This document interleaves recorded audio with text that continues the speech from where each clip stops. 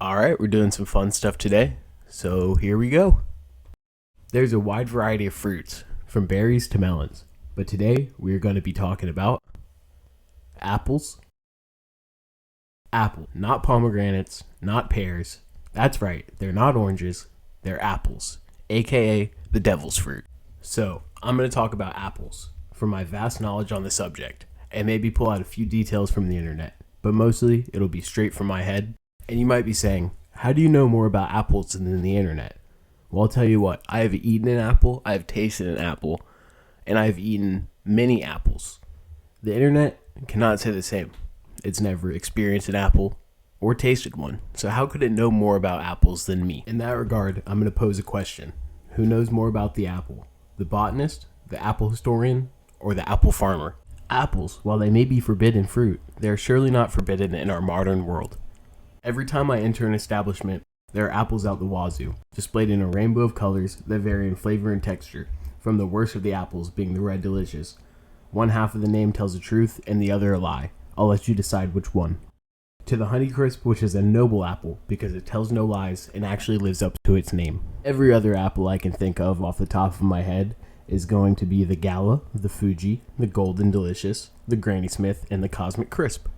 To really kick this video off, I made a little poem. From my mind's eye I can see that an apple starts from a seed, and with water and nutrients they grow into a tree. Years later, from pollination from bees, you got yourself an apple factory. Apples tend to be little tricksters. They steal loose teeth from children. But on the other hand, they strike fear into the hearts of pesky doctors. While it may appear that apples have limited uses, like eating, or cooking them into another form just to eat them again, let me broaden your horizons for a moment. Imagine you are in your car and a jackass cuts you off. You are filled with rage. A few minutes later, the said jackass and you are at a stoplight next to each other. Both of your windows are rolled down, so you politely try to tell him that his actions were less than civil, but he cannot hear you because he is blasting the worst genre of music imaginable, while you have a faint, classy ambiance of classical music around you. You are unable to grab his attention, but you notice next to you, glistening in your passenger seat, a slightly beyond ripe, red delicious apple that you were going to eat at work Friday, but your coworkers invited you out for drinks. It's Monday now, and the red delicious apple is not so red nor delicious and has begun to lose its shape. And you decide that the apple may have a better feng shui splattered against a less civil person's face. Therefore, apples have another use. They can be used as projectiles against the uncivil. Alright, now that you see that apples may be more useful than just eating, let's check out the apple's qualities so we can figure out what we can do with them. Unfortunately, I might have to draw from the internet for this part, but that's okay, we're only getting qualities. Apples on average weigh 1/3 of a pound. They are buoyant. They take on average a month to decay. Their seeds contain cyanide, and they can handle a PSI of 15. And their structures are strong but carvable. The first idea that comes to mind when looking at the PSI of an apple is that they may be possible to stop bullets. So, I'm not a mathematician, but a large enough amount of apples can create a bulletproof suit of armor. If you are good at physics, let me know how many apples we would need. Next we see that apple seeds contain cyanide. So from that, we can create a poison. I can't say what to do with the poison on here, but they make poison. How about this scenario? You're stuck alone on an island, and all you have is a crate of apples and at least 3 rolls of duct tape. So from there, you can fasten a boat out of the apples because they are buoyant by duct taping the apples together. Then you can sail yourself to safety, and unlike any other boat, your boat will be edible. If you happen to be a carnivore, you might have a reason to buy apples as well. You can use apples to trick prey, so you yourself can catch and eat them. Due to the apple's carvable nature, you might happen to be under the stars one night with a bag of tobacco, a lighter, and an apple for a snack.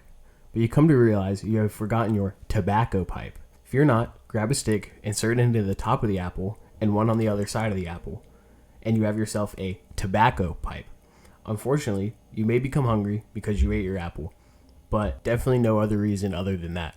I wasn't going to talk about the taste of apples in this, but I just remembered apple juice exists. It's awesome. Actually, scratch that. I once heard that drinking apple juice gives you vivid dreams, so they can do that.